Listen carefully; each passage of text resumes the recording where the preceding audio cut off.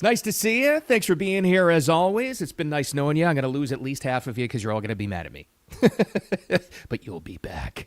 Yeah, I heard, according to everything I've seen online, everybody, all right, let's put it at an easy estimate at 50% of the people I follow are blaming Israel for us getting involved with the war with Iran and attacking Iran. I think this is the laziest, dumbest take of all time. And very prominent people are saying it. Megyn Kelly, who I think is fantastic. Tucker Carlson's saying it. What happened to him? Maybe most of you. Like I said, you're going to be very mad at me, but I think that's the laziest take of all time. It was all based on what Marco Rubio said yesterday. But when you listen to the people that were in the room in negotiations, and Trump himself, how do you still feel that way? We'll get into that as well. Besides this will bring you back. Smoothie King, the franchise, did the right thing. And they should earn all of our respect for what they did yesterday. They refused to have employees be bigoted against people that they don't like. Very proud of them. And you didn't used to see this thing happening. You can call it cancel culture, all you want, whatever. It's the right thing to do. We'll get into that as well. But thanks for being here. I appreciate you. If I haven't lost you already. Wicked Radio live stream Monday through Friday, 8 a.m. Eastern time on X and on YouTube and on Facebook and the audio podcast. I'm trying to figure out where to put my coffee. If you're listening only on audio podcast, that doesn't matter to you. Let's get right to it. The sound bites, the clip that was heard around the world, and all the podcasters and all the clickbait people, they were all looking for this anyway, and they said, see, Israel forced Trump's hand. First of all, before I play the Marco Rubio clip, do you really think, after what we know about Trump, a guy that's been president twice now, 2 administrations, a guy that's been in the public eye for over 50 years, is he somebody that lets his hand get forced into something he doesn't want to do?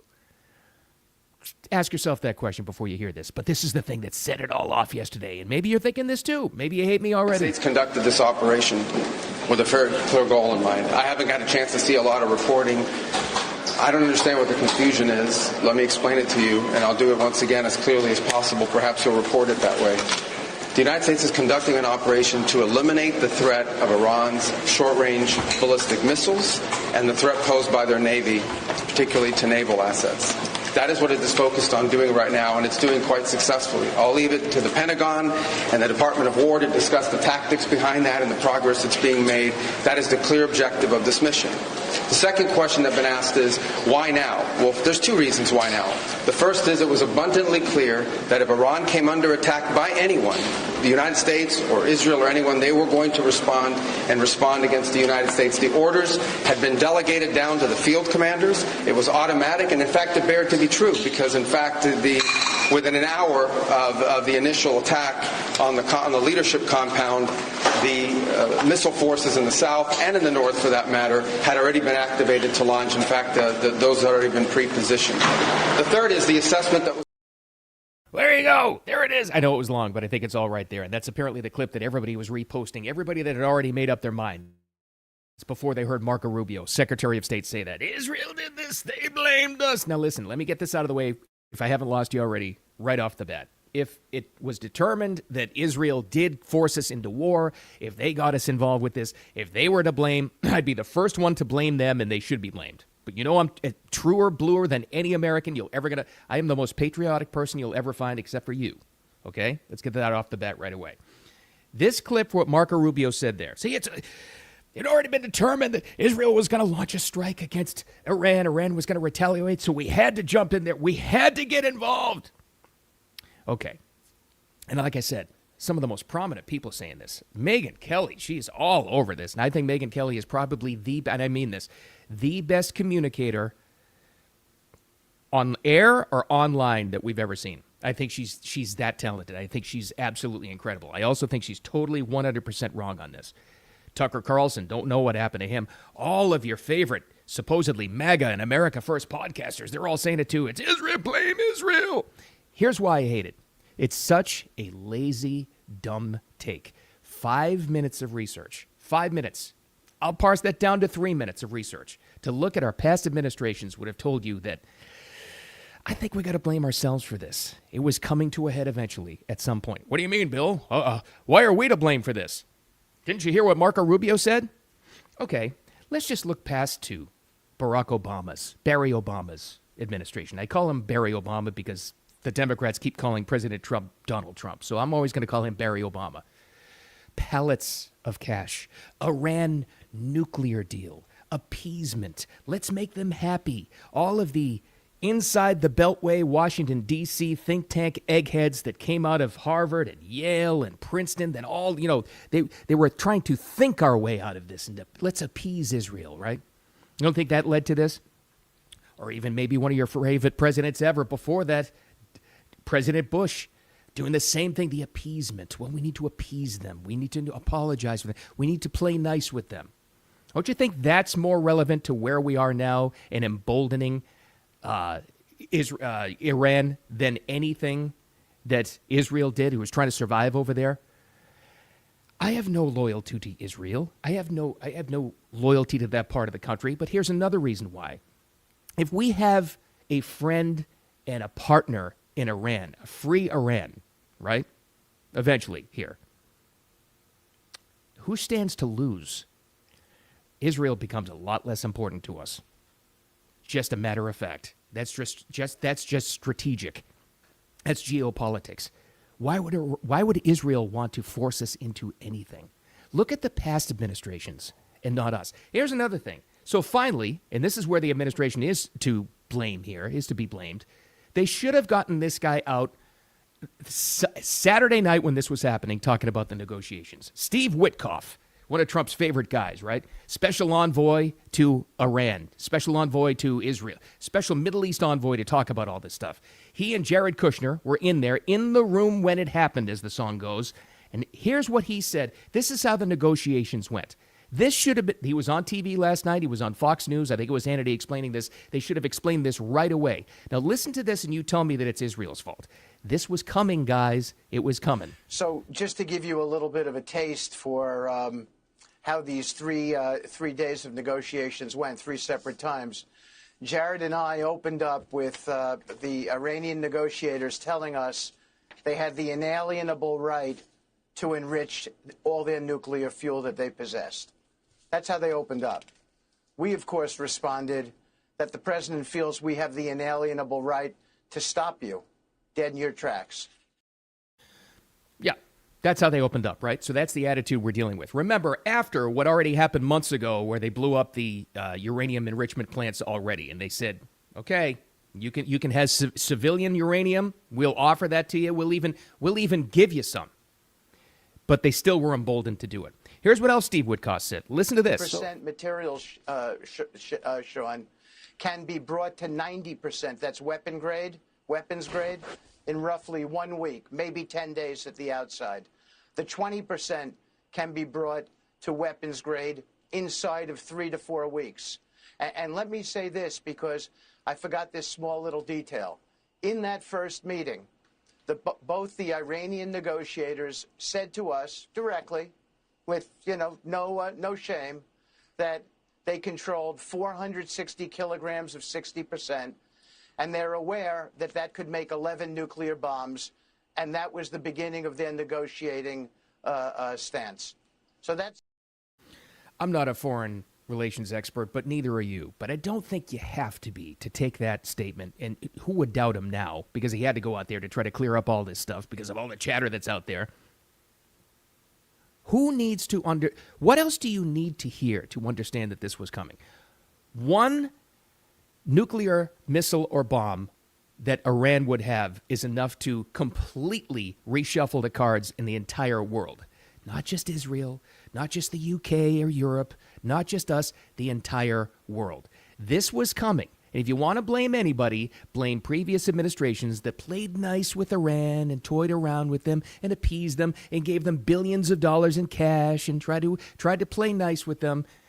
It doesn't ever work. Don't you remember not too long ago, before Trump actually was in office, do you remember the U.S. Navy sailors that were captured by the Iranian gunboat, and they were put on there, and they had all the pictures and all the propaganda was sent out to the world. They made them get on their knees.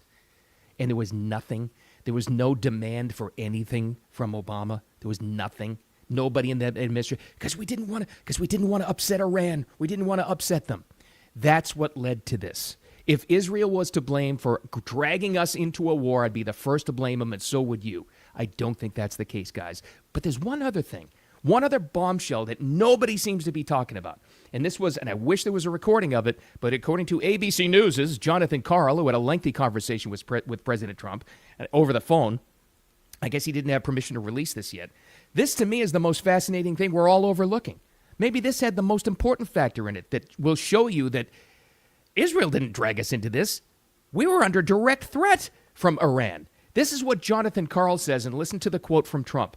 When you hear Jonathan Karl say it directly and what he told him, and I know this is secondhand, but still, he said it, and I have no reason not to believe him. I think we were going to war with him anyway, guys. I just spoke to President Trump for several minutes about Iran. I asked him about who is going to take over now that the Ayatollah, the supreme leader, is gone. And his answer was interesting. He said the attack was so successful it knocked out most of the candidates. He told me it's not going to be anybody that we were thinking of because they are all dead. I talked to him about the fact that the Iranians had tried to kill him. There was a plot in 2024, an Iranian plot to try to kill Trump. And he said of the Ayatollah, I got him before he got me. They tried twice. Well, I got him first. As for how... What does that mean?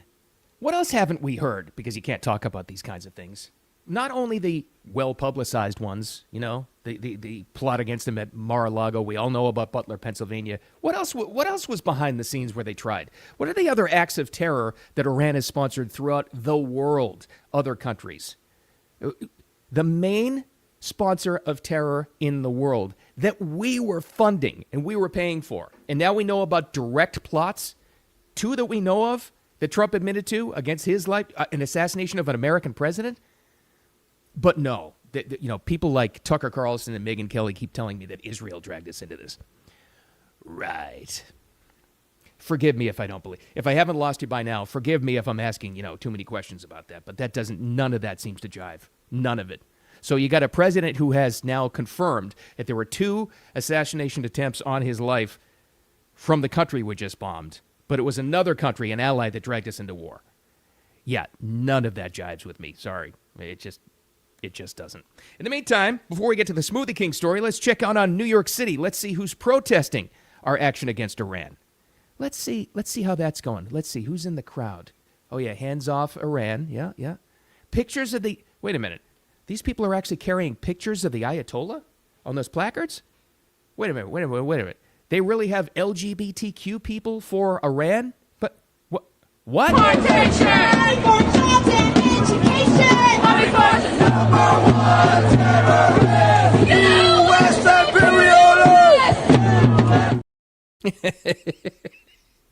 Can someone ever, I know you can't because there's no reasoning to it. Can someone explain to me why LGBTQ plus whatever people would be supporting the Islamist regime in Iran? Yeah, I didn't think so anyway. All right, let's get out of that. Let's get to our favorite story of the day, if I haven't lost you yet. Smoothie King. Smoothie King location, a franchise location. I can speak to this. I get how franchises work. I have a couple of them. A couple of employees at the location in Ann Arbor, Michigan. Relevant to the story, I think. Flat out refused service and admitted to doing it at the time in the incident and later on video, which is great. Refused service to a couple because the husband, get this, had the ultimate crime of wearing a Trump hoodie. Oh, man. Wait a minute. Hold on a second. Ann Arbor, Michigan. I thought this was like one of the college towns, one of the bluer than blue college towns that said hate has no place here. I thought that was the deal. Apparently not. Apparently the people that say that kind of thing are some of the most hateful people and intolerant people on earth. At least these 2 employees were, but there's a great wrap-up to the story. Let's go to how it all started. Here's the video as they started to, break out the phone video and record what happened at the Smoothie King. This happened just a couple of days ago. Now, here's the narrator of the story is the wife here explaining what happened. Right? Which is discrimination.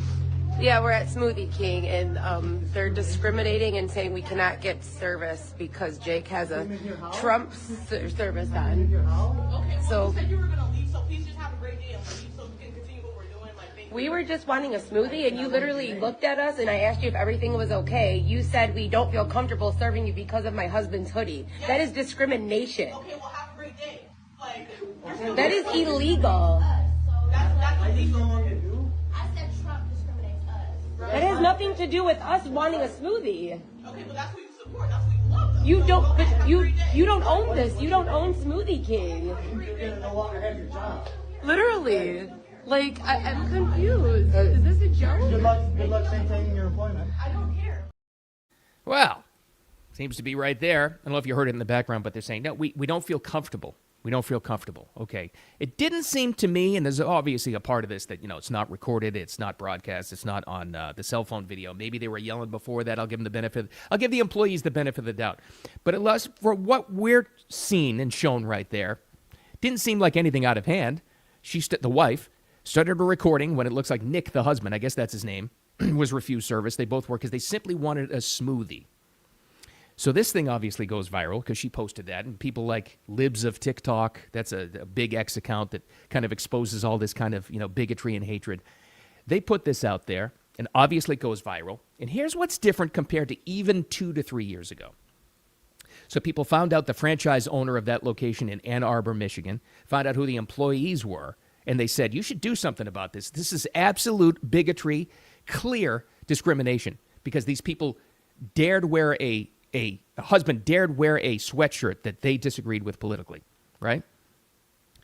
That would have been enough, but it wasn't enough, because now the employee that she was talking to, I guess the manager at the store on shift at that time, did a video saying exactly what she's accused of and talking about a GoFundMe that she set up for herself. This was like too easy for the franchise to fire her. Hi guys, it's Janai and Michelle. I'm just going to explain what happened yesterday at Smoothie King Ann Arbor. So basically, it was really busy the whole day. It was just me and my other coworker. And basically, this couple comes in the midst of it being like super busy, so we cannot attend to them right away. We're just like, hello, we'll be with you in a moment. And they're just giving us really weird looks. And so like we're kind of looking at them back, like what's going on? And that's when we realized they're wearing Trump merch. And that's when my coworker says to me like that, like this is making me uncomfortable. Like this is weird. Like, because mind you, it was really the day right after Black History Month. And that's when Torta asked us if there was an issue, and that's when my coworker said like, yeah, we're uncomfortable because of your sweater, of your husband's sweater, and she was taking an order on the headset for the drive-through, and then so that's why I was doing most of the talking, because she was attending to the customer, so that's what, like, yeah, like we are uncomfortable. And then that's when he immediately gets loud. As you can see, guys, in my video, we're just saying like, yeah, like we're uncomfortable, blah blah blah blah, and then he immediately gets loud like, discrimination, you're discriminating against us. What? That was one of the dumbest things of all time, I think. Not calling her dumb, to go on there and explain the story. First of all, everybody by the time she posted that had seen the video. The couple that's accusing them of this, they weren't being loud. And you can hear in the original video, in the first place, that they told them that they don't serve Trump supporters. And what does this have to do with, they were giving you weird looks? Yeah, that sounds believable. And what does the day after Black History Month wrapping up have to do with anything? So what you didn't hear there was she said, so I've set up a GoFundMe account, so please give. Well, I've got a happy update on that, because it seems like, even though things seem crazy in the world right now, it seems like common sense is breaking out everywhere, even in corporate America, even at a franchise location like that. Because those two have been fired, as they should be. I think they were going to be fired even before she posted that video, admitting to what she did, but they've been fired. And here's the other good piece of news. The GoFundMe they set up for themselves, or at least she set up for herself, wrecked, canceled, ended. No, you're not using it as a money-making opportunity. This stuff is ending now. Yeah, because it's pushback, and yeah, because it's probably some sort of reverse cancel culture. Yeah, but here's the bottom line, guys. People aren't putting up with this anymore. You used to be able to get away with this, even more so, even as recent as what, 2 years ago? 3 years ago? No more. People aren't tolerating this anymore, and that's good. You can't get away with being that bigoted against anybody. What do you mean? There were 2 black employees, and there were white customers. Yeah, it can work that way too. Good. Common sense breaking out everywhere. Unbelievable. All right. You heard my take about it, Iran, Israel. Hopefully there's no more takes. And hopefully, we're hearing about more U.S. service members. Let's just wrap this up by saying nobody wants war, no matter what caused it, no matter who's involved. Let's just pray for those service members, any Americans that are involved with that and their families. Let's leave it with that, all right? Cool. Told you I was going to piss you off today. But I'll see you tomorrow.